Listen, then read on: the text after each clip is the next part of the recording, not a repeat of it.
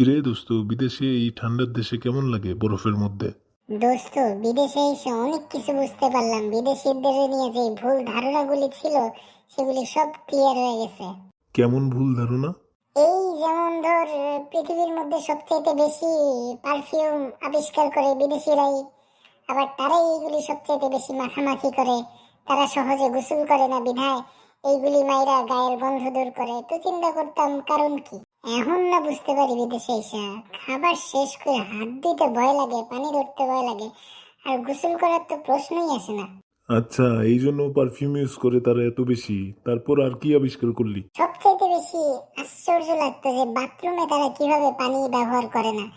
এখন না বুঝতে পারি রে দোস্ত, এই বরফের দেশে যেখানে হাত ধুইতে ভয় লাগে সেখানে পশ্চাৎ দেশে পানি কেমনে লাগানো।